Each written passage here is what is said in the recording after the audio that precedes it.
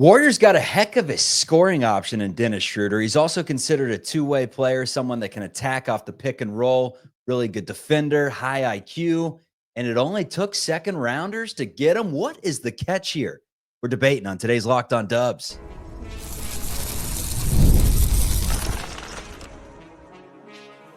You are Locked On Warriors, your daily Golden State Warriors podcast. Part of the Locked On Podcast Network, your team every day. Hey, how are you? Good to see you, everyone. Charlie Walter here, formerly of 95.7 The Game in San Francisco. That's the flagship of the Golden State Warriors. Also covered the team for CBS News Bay Area, which is KPIX in the Bay Area. This is Locked On Warriors, part of the Locked On Podcast Network, your team every day. Ways you can check us out: YouTube, search us on Google. We're also wherever you get your audio podcasts. Any form of thumbs up or 5-star reviews or whatever you can do to help grow the show is very much appreciated. Today's episode brought to you by our friends at Game Time. Download the Game Time app, create an account, use code LOCKEDONNBA for $20 off your first purchase. Also, it's a good time to tell you about our free daily newsletter. It's delivered right to your inbox. You can find it at LockedOnDaily.com, a free Warriors newsletter with all different NBA news, notes, and nuggets. It'll keep you up to date. We'll also have a link right to this show, LockedOnDaily.com. Guest today, Matt Kolsky. He's back from a little trip over to the pond. You saw a little Chelsea soccer, a little Chelsea football. How was the trip? And your first chance to talk about Dennis Schröder. Welcome back. Very excited about both things. Good trip to London. Great time at Stamford Bridge. Chelsea victorious. But, Dennis Schröder. This is, first of all, shout out us. We talked about, I think, this exact trade, the DeAnthony Melton contract and some second-rounders changing hands for Dennis Schröder and how it might fit and how it there's things on both sides in terms of good and bad, but undoubtedly, Dennis Schröder is really good at some of the very specific things we've talked about this Warriors team needing. So it's a very exciting trade, I think. He's good at a lot of things. Steph Curry says he has that dog in him. The plan is to start Dennis Schröder, to play him during a lot of Steph Curry's minutes when he's on the bench, and to also use him in the closing lineup. Good defender, high IQ, adds so many things. So that's where I want to start, because it seems like there was no market for Dennis Schröder. At least the Nets weren't waiting very long to get rid of him. Second rounders is all it took for someone that's having statistically one of the best seasons of his career. We saw the impact that he had against the Warriors in a win just a couple of weeks ago when he had 31-7, shooting 38% from deep, 80-something% from the free throw line. Like everything we talk about the Warriors needing, Dennis Schröder provides. Why wasn't there more of a market? Why didn't the Nets wait a little bit longer? It just seems like they got rid of him for awfully cheap. Well, I think the Nets don't really want wins, is part of the calculus here, right? That's not a team that's competing for anything, and I don't think they particularly want to. Also, Dennis Schröder is on the older side for he's still in his prime, 31, but not like a piece to grow with in any way, right? He's a clear rental and a guy who is clearly playing for his next contract. He's also he has not historically been the easiest guy to work into your team. He's been a guy that his level of brash confidence can rub some people the wrong way. Tell me if this is sounding like anyone else the Warriors have had in the last few years. He is never going to be shy about shooting the ball. Does he like baddies? Does he like courtside baddies? There are times where you will see him on the floor and think, you know what? I think he thinks he's better than Steph Curry. Jordan and listen, Dennis Schröder's 31 years old. Can we just start saying his name right? Because Michael Loganoff said the same thing last night. No, I get it. I mean, everyone has been saying Schröder for years, but for the rest of the time, can we just start saying Schröder? Respect the umlaut. Dennis Schröder can be difficult in certain ways. And I think, interestingly, they are specifically the sorts of ways that have made the Warriors say no to players in the past. That being said, he does so many things they need. Now, I wouldn't say he's a great defender because he is subject to defensive lapses at times, and he needs to be kept on task defensively, but also he's just very small. That's just nothing he can do about that. Right? He's smaller than Steph Curry, long arms, but slight. So you're giving up size if he's your two guard in almost any defensive matchup. But as you said, and as I believe Steph Curry said, he's got that dog in him. And so what he does do defensively is annoy you and get steals and just generally be difficult, And so it's a little bit of a trade-off of defensive lapses for, defensive sparks, which is also what he can bring. But really it's the offense. And you mentioned one of the key things. It's not just that he's shooting almost, I think it's 88, 89% from the line. It's that he can get to the line.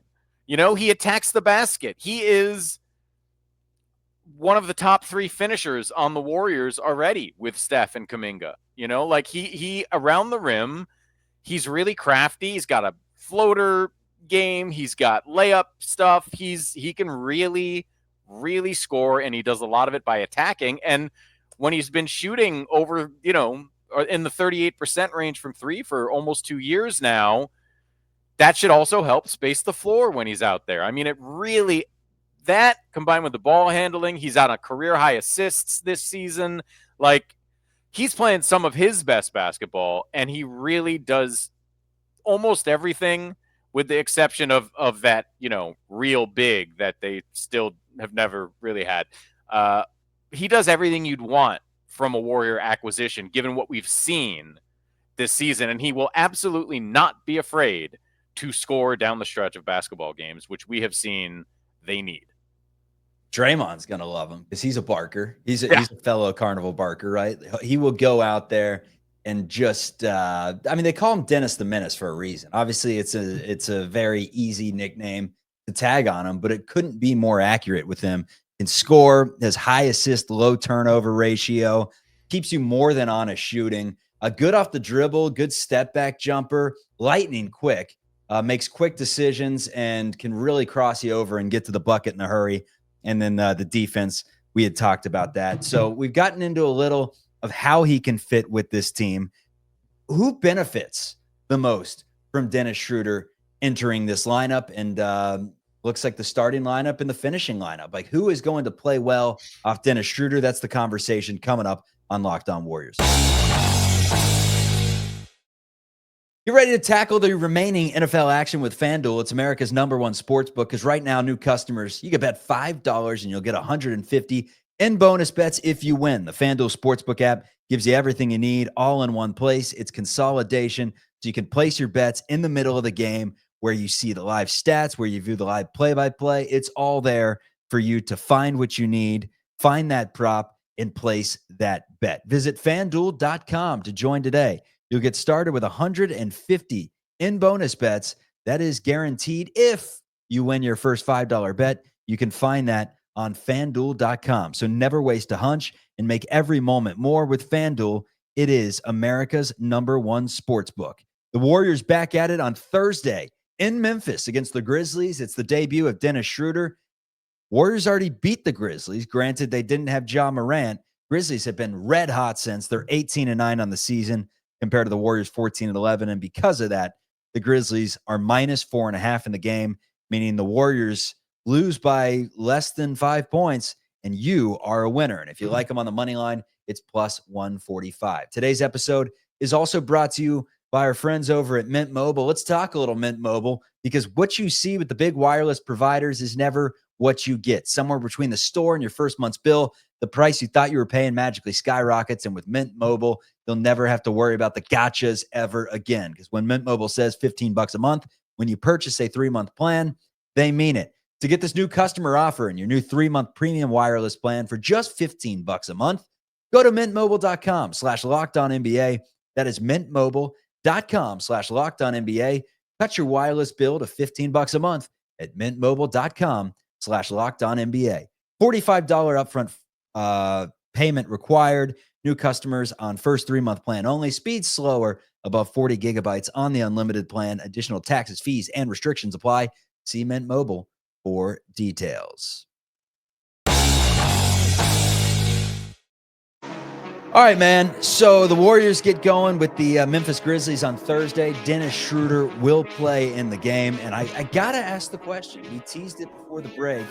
Who's going to benefit the most from this? Is it going to be Steph Curry having another ball handler that can alleviate some of the pressure and make some plays late in the game? Is it going to be a spot-up shooter like Buddy Hield? As we've seen that Schröder can create for others. And obviously one of the things that he's brought in to do is help the bench unit in the moments where Steph Curry's not on the floor. That obviously factors in with Buddy Hield. Could it be the lob threat to someone like a Trace Jackson Davis? I don't think that that's the player we're talking about most when we discuss someone that is helped by Dennis Schröder's arrival. So who is it to you? Or is it just everyone in general? A little bit of everyone in general. Just some pressure off. Little bit, I'd say Steph and Kuminga at the top of that list, because Steph just needs help, man. I mean, that part's not that complicated. I mean, it's not like Dennis Schröder is going to be setting up Steph Curry all the time, but it's just a guy that defenses have to pay attention to. Maybe a few less triple teams on Steph Curry. There's no question he'll benefit. And I think in the reserve units, and this is something we can talk about when we get a little deeper into Schröder's fit, I think it's going to lead to some different basketball, and I think Jonathan Kuminga at times has struggled in Warriors basketball, and that's not really what Dennis Schröder does either. He's more of a pick and roll guy. Put Schröder and Kuminga in the pick and roll when Steph's not out there, or when Steph is out there for that matter. I think that could be a benefit to Kuminga and take so much of his scoring has had to be creating himself, and he's not really totally there yet as a player. This is just another guy that can create in the second unit and who might play a style that fits what Kuminga already does a little better. But I'm going to kind of flip this on you and say, really, the guy who benefits the most is Dennis Schröder. Dennis Schröder has been number one on the call sheet for the Brooklyn Nets all season, and he's still having arguably his most efficient scoring season and playing really well. He now has Steph Curry on the other side. How many double teams do you think Dennis Schröder's going to see with Steph Curry on the other side of the floor? I would suggest very few. So I actually think Schröder can benefit hugely as a scorer from being that alternative to Steph on the Dubs. I think the stock answer on who it affects the most negatively in terms of someone's playing time that was getting some minutes would be a Gary Payton. Because Payton's kind of brought in as that defensive stopper, doesn't bring much to the table offensively. I know that Dennis Schröder's not going to get as much work in, not nearly as much work in around the bucket. He's not going to grab as many boards as someone like Gary Payton, but it's going to be hard to find minutes for everyone. And if you're talking about a player that will be sacrificed, it's got to be Payton's minutes, right? You would think? I guess it depends how Steve Kerr wants to do this. Unless it's pods? I mean, how else would you do it? I think it's pods. Because Payton clearly gives you something that no one else at the guard position right now gives you. I mean, they have one elite guard defender, and it's Gary Payton, right? Buddy doesn't do it. Pods is not at that level. Schröder's not that kind of defender. Like, the one guy who can lock up at the guard position right now is Gary Payton. Melton was that guy, right? But Gary Payton's really the one. So I think he still gets those sort of spot minutes when they need a defensive stopper at the two, right? I mean, he may see tomorrow night with Ja out there. If Ja really gets going, you may see Payton on him for 5 minutes just to try to stop the bleeding kind of thing. That's been his role. To me, the guy whose regular role will change the most is Pods. And it should be.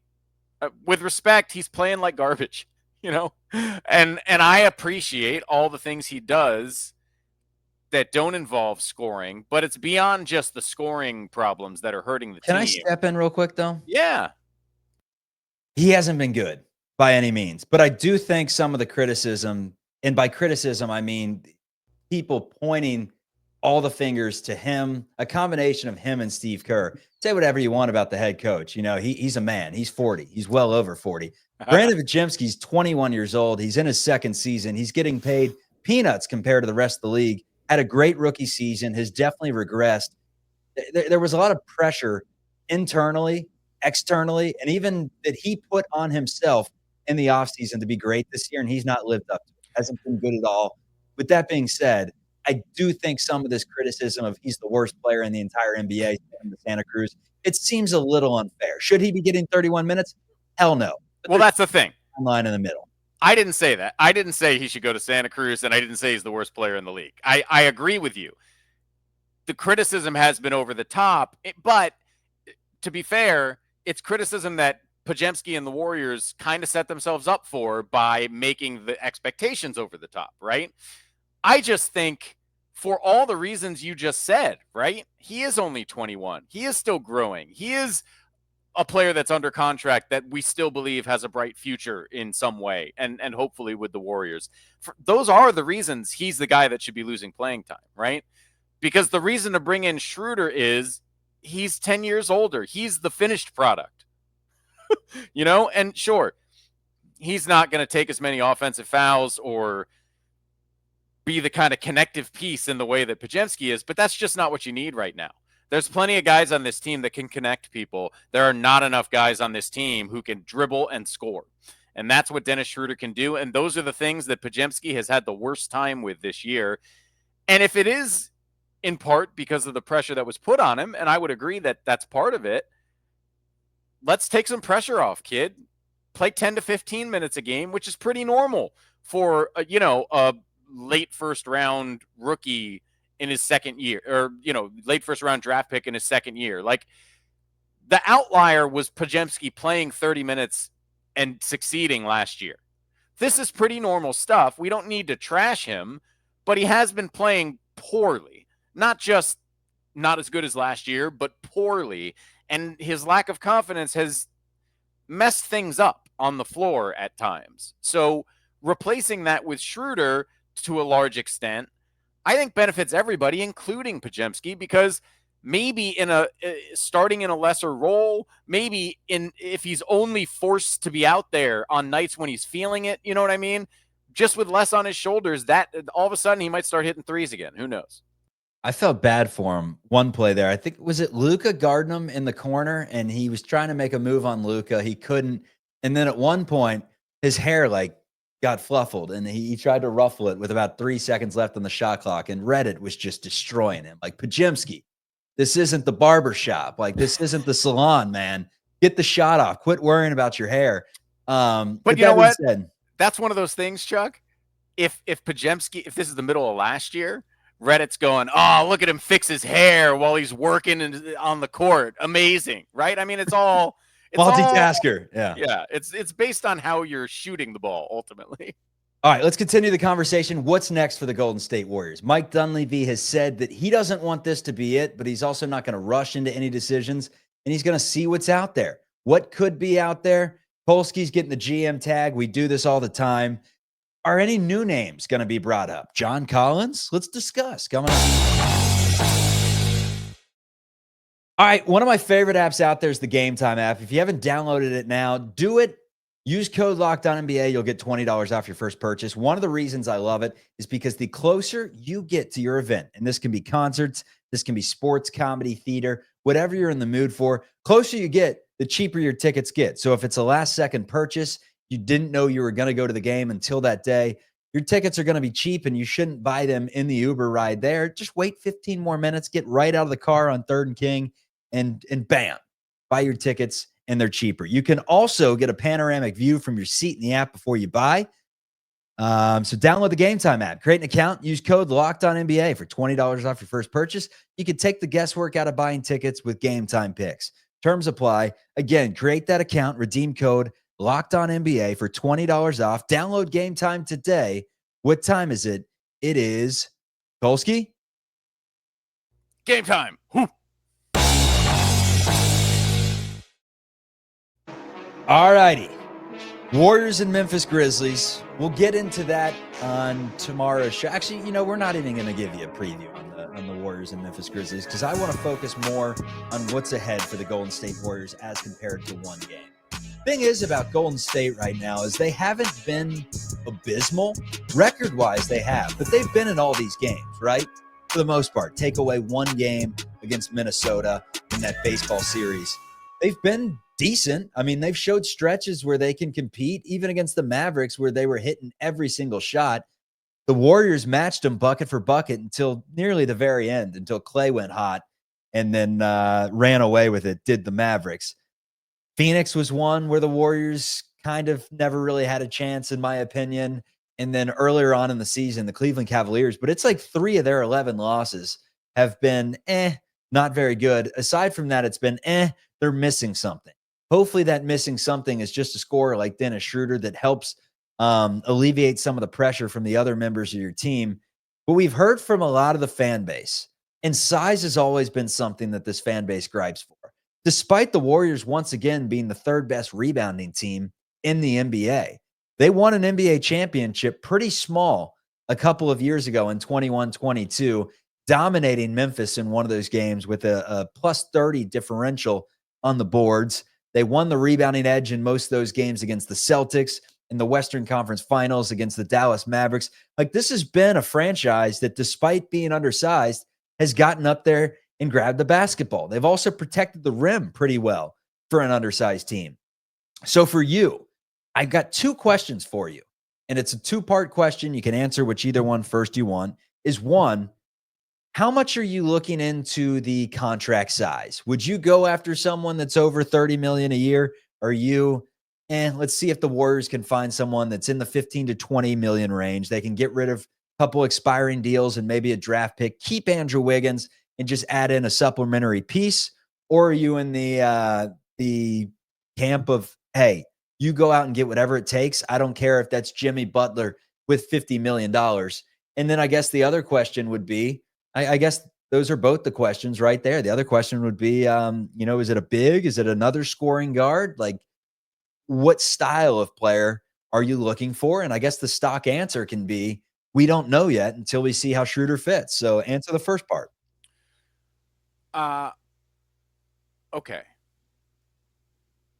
I think what's interesting about the Melton trade, well, the Schröder trade, is that with Melton's contract gone, there are really no significant trades to be made without a player who is of significance so far to the Warriors being included, right? I mean, if it's going to be a big deal with any significant money, Andrew Wiggins has to be in there, unless you're talking about trading Draymond.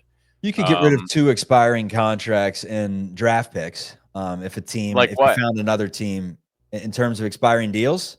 Yeah. Payton and Looney. I mean, I guess you could say both That's those not guys much are money. valuable. That's less than $20 million together, isn't it? I mean, it's that plus Andrew Wiggins to get to Jimmy Butler's contract, right? So I think that's a pipe dream, man. And I don't even know how much. I know that you kind of scoffed at me when I said, is Butler that much better than Wiggins at this point? And he's expecting a big payday, and he already gets paid a ton of money. Do you like that trade? And you said Butler just has that dog in him that Andrew Wiggins does not have. He's just better. He's better, but he also requires a lot more. Well, right. But do you need that level of better? I don't know. And I'm not advocating for a Jimmy Butler trade. What I am saying is anybody on that star level that you would want to acquire at this point, it's probably going to be Kuminga and Wiggins to get it. I mean, Butler hasn't made an all-star game in like 4 years. And I get it. You're not, I mean, stars and all-stars, they don't necessarily correlate. It's a completely different thing. It's a popularity contest. But, and Butler just went for 33 the other night. Like, he is really good at basketball still at 35 years old. Good two-way player. But why is Jimmy Butler so damn valuable? And why is he labeled this, maybe not superstar, but why is he labeled this star when the metric of being a star is reaching an all-star game, being in MVP conversation, being in defensive player of the year conversation. He really hasn't been top 5 in any of these categories in years. Well, he hasn't really tried in the regular season in years. And he shifted to this mode of get me to the postseason and I'll show you what I can do in his later years. Now, that attitude, as we're seeing last year and this year, is tough if you're the best player on the team. It's tough for the team to get the job done in the regular season. To have that guy as your number 2 in the playoffs is invaluable. He's just, I think I said this before, but with the possible exception of 3-point shooting, and even that, he's pretty good at hitting them when they count. He does every single thing on the floor better than Andrew Wiggins. He just does. And if you need someone to get a postseason bucket, it's no contest between those two guys. And I like Andrew Wiggins. This is not now. Great year. Yeah. Now, look, that guy is really Steph Curry. And now I would argue you have a pretty decent alternative option to go get you a bucket in Dennis Schröder. And then I would argue that Wiggins and Kuminga can both do something for you in a pinch too. Like with the Schröder deal, I'm not sure you need that extra oomph from Butler as much as you need the 55 minutes a night that Kuminga and Wiggins can give you combined, right? So it's harder to do it, and it's harder to make it make sense now that you've made this Schröder deal. I'm only using Butler as an example of if you're looking at that level and above, they're all making $40+ million, right? And you can't get to that number without Andrew Wiggins for sure. And you probably can't get to that value without Jonathan Kuminga in the deal. So I think any big deal that you would make now is much harder to say for sure that it makes you better. There are definitely ways they'll be able to change this team in big ways if they want to. But the big trade that obviously makes you better, I think Melton's contract kind of had to be part of that. So now that that's gone, my instinct is there's no big trades coming, and it is going to be little stuff on the edge. And if there is a way to add basically what you'd have in Trace Jackson Davis if he was 7'1" and, in a perfect world could shoot the ball. Like, I know we're doing the same show, the bit from a week and a half ago, but if you could add Miles Turner now, and I don't know how that works. I have already forgotten the financials on that. But boy, he's 20-something million. If you could somehow if your top 6 was Steph, Schröder, Wiggins, Kuminga, Draymond, and Miles Turner, I think you're right I think you're right up there with anybody, man. I really do. Now you'd have to figure some stuff out with the big rotation. It wouldn't be seamless. But boy, that would be a really talented top 6 that could throw a lot of different looks at you and play a lot of different ways. And I like that. Here's the issue. Indiana has no bigs right now. What are their aspirations is the question. I mean, what are the aspirations? What are their plans with Miles Turner moving forward? Because we've heard that he is, he could be on the move for how long? We've heard it for years now. John Collins is a name that's intriguing because he makes around that same amount of money. It's 26.5. It's a possible, if you're going to empower Jonathan Kuminga and you think you can play him at the 3, now that you've added Schröder into the mix, that 26.5, that's right around what Wiggins makes. Granted, you'd have to, I don't think it would work as Utah. You know what Utah wants, and they want draft picks in there, and you'd have to match it in a different way. I don't think Wiggins, they still want Podziemski? We can ask. Hey, I know he hasn't been great thus far, but we still believe in the value. But Collins, dude's averaging 18 and 8 on the season. He's shooting 88% from the free throw line, 43% from deep, 53% from the floor. I know Utah's not the easiest team in the world to deal with, but there were some talks this offseason. There were some dinners to be had. John Collins is a name to at least keep an eye on. Would he, at 6'9", 235, be someone that really takes this team over the top? My instinct is no. Like I don't. He obviously is a better 3-point shooter right now than Jonathan Kuminga, and probably well, I'm sure a better rebounder. But he'd be more of a Kuminga replacement, and you'd have to trade Wiggins to get him. You know what I mean? And I think you'd be in an even tougher spot with just who's your three. Right? I mean, if you trade Wiggins and Collins and Kuminga are now both in your top 5 guys, or top 6 anyway, I don't know who the 3 is. Is anything going to happen? If you were a betting man, is anything else going to happen? Anything, I would bet yes. I would bet yes. I would bet there's another move around the edge of the roster that sets them up going into the offseason. Maybe even well, sets them up going into the playoffs. Maybe even that move could be one of those sign a player who gets cut after the trade deadline type of things, you know, the waiver wire move, because they do have a roster spot. I don't know how the finances work with that, but I believe there's a way for them to add a minimum player.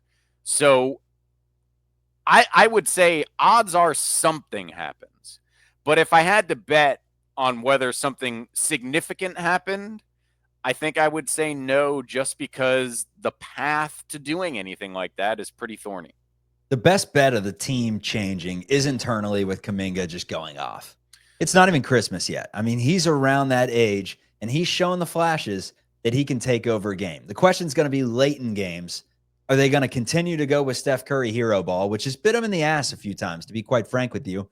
Or are they going to start giving Kuminga ISO situations and say, Cook, find Curry in the corner? Well, I think it's Schröder. Schroeder's going to get ISO situations and say Cook, and then Kuminga and Wiggins cutting off of that. I really think a closing lineup of Steph, Schröder, Wiggins, Kuminga, and Draymond is formidable, both offensively and potentially at least on defense as well. Good stuff. Matt Kolsky, go pick up the kids. I know you got to run. Thanks for the show today. Woo! Locked on Warriors, free and available wherever you get your audio podcasts and on YouTube. Peace, everyone.